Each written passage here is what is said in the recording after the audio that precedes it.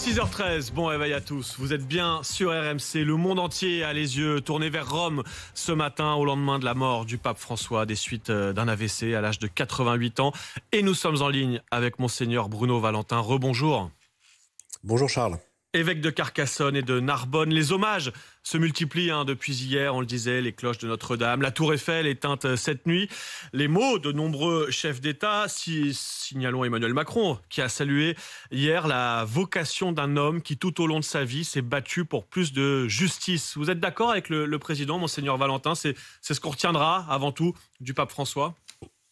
Oui, et puis ce que je crois qu'on peut retenir, c'est que les hommages hier ont été unanimes, toute sensibilité politique, religieuse, nationale confondue.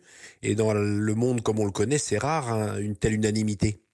Et puis dans son testament, un court testament publié hier par le Vatican, le pape François a exprimé ses dernières volontés à être inhumé de façon simple, dit-il, dans une basilique de Rome, dédiée au culte de Marie, la basilique Sainte-Marie Majeure. Il demande une sépulture, je le cite encore, sans décoration. Ça aussi, ça dit beaucoup de son style, de sa personnalité.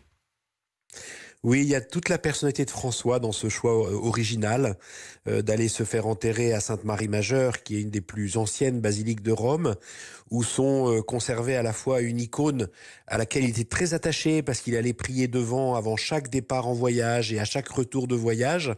Et puis c'est aussi dans cette basilique que la tradition situe les reliques de la crèche. Donc on voit bien qu'il a choisi un lieu de dévotion populaire.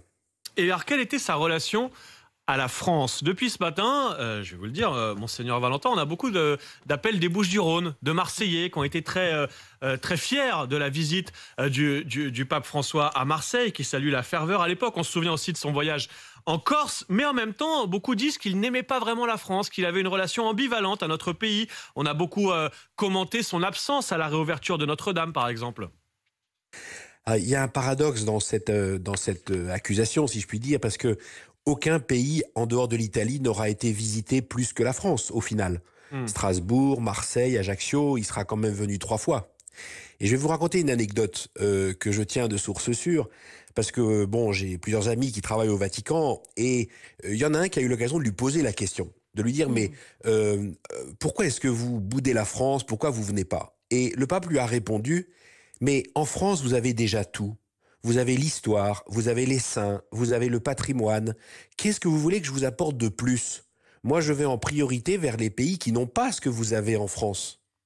Voilà comment le pape nous voyait, comme un pays riche, riche de son histoire, riche de ses racines, riche de son patrimoine, et qui au fond nous disait mais prenez-vous en main, cessez de pleurnicher, vous avez déjà tout entre les mains, soyez fiers de ce que vous êtes et n'attendez pas que je vous apporte encore plus que ce que vous avez déjà. C'était ça son état d'esprit vis-à-vis de nous. Et justement, Monseigneur Valentin, vous nous dites, il nous voyait comme un pays riche, et on l'a beaucoup décrit comme le pape des pauvres. On lit ce matin dans la presse le pape des migrants. Ça, c'est une image presque politique, voire clivante qu'il a entretenue.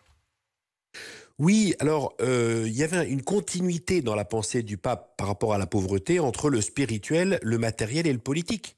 C'est vrai qu'il a donné la priorité aux pauvres et qu'il a incité notamment les pays les plus aisés à continuer eux aussi à donner cette priorité aux pauvres. Mais c'était un discours qui était à la fois politique, c'est-à-dire qu'il y avait des conséquences très concrètes dans, par exemple, la politique d'accueil des migrants, mais qui s'enracinait d'abord dans une conviction spirituelle. Qui est qu'un pays est malade, une planète est malade si on commence par mettre de côté les plus pauvres, si on les néglige, c'est-à-dire si on pratique ce qu'il appelait la culture du déchet. Et puis, Monseigneur Valentin, vous nous disiez, j'ai beaucoup d'amis au Vatican, donc vous en savez forcément beaucoup plus que nous sur la suite, sur ce qui va se tramer en coulisses. Ça fascine la planète entière, la succession du pape François, le fameux conclave, on attend la fumée blanche. Est-ce que vous pouvez nous décrire ce qui va se passer dans les heures et dans les jours qui viennent au Vatican ? Oui, alors la mort d'un pape est très codifiée, hein. Il y a des règles très précises, donc on le sait avec précision. La première étape, c'est dès ce matin 9h avec le premier rassemblement de tous les cardinaux qui ont déjà eu le temps d'arriver jusqu'à Rome, et puis les autres sont en route, ils vont arriver dans les heures qui viennent, pour fixer les détails déjà de l'enterrement. Quelle date, de quel moment ça va se passer. Ensuite, ils fixeront la date du début du conclave, c'est-à-dire du début du processus électoral, des votes dans la chapelle Sixtine. Et entre maintenant et le début du conclave, ils vont se réunir tous les jours pour discuter entre eux, d'abord pour se connaître, parce que l'originalité de François, une des nombreuses originalités de François, ça aura été de nommer des cardinaux dans tous les coins du monde, et notamment dans des tout petits pays peu connus, comme la Mongolie, des pays comme ça. Ce qui fait que les cardinaux ont d'abord besoin de se connaître pour peu à peu décider pour lequel d'entre eux ils vont voter. Et alors, ils vont ensuite voter pour désigner, pour élire un successeur à François. Est-ce qu'il y a des favoris dans cette future élection? Certains imaginent déjà un pape français. C'est possible, ça? Oui, c'est possible, pourquoi pas. Néanmoins, reprenez tous les articles de 2013 au moment de l'élection du pape François et vous verrez que parmi les favoris qui sont nommés, il n'apparaît jamais. Voilà. Donc, il faut être prêt à des surprises. Il y aura des surprises, mais s'il y avait un Français, on entend beaucoup le nom de Jean-Marc Aveline, l'archevêque de Marseille. C'est crédible comme piste pour succéder à François?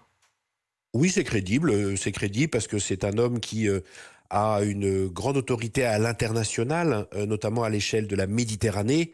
Et évidemment, le pape qui sera désigné est un homme qui n'est pas seulement connu dans son pays, dans son église, mais sur une échelle plus large. Donc, de par cet investissement du cardinal Aveline sur toute la Méditerranée, c'est crédible, oui. Et Monseigneur Valentin, Manu Le Chypre, sur ce plateau, a une question pour vous. Oui, parce que dans le bilan du pape, bon, il y a ce qui se voit, l'ouverture sociétale, etc. Mais il y a surtout ce qui ne se voit pas. Moi, je voudrais que vous nous disiez rapidement, qu'est-ce qu'il a vraiment changé, modernisé dans le fonctionnement du Vatican ? Eh bien, pour rester sur votre créneau à vous, Monsieur Le Chypre, il a quand même assaini les finances de fond en comble. Il a quand même changé en profondeur, parmi tout ce qui ne se voit pas, mais qui quand même change beaucoup les choses, les circuits financiers, la Banque du Vatican, qui avant lui pouvait être un instrument, y compris de blanchiment d'argent occulte, vous le savez, de l'extérieur, de gens qui réussissaient à pénétrer cette banque, y mettre leur argent et la faire ressortir autrement.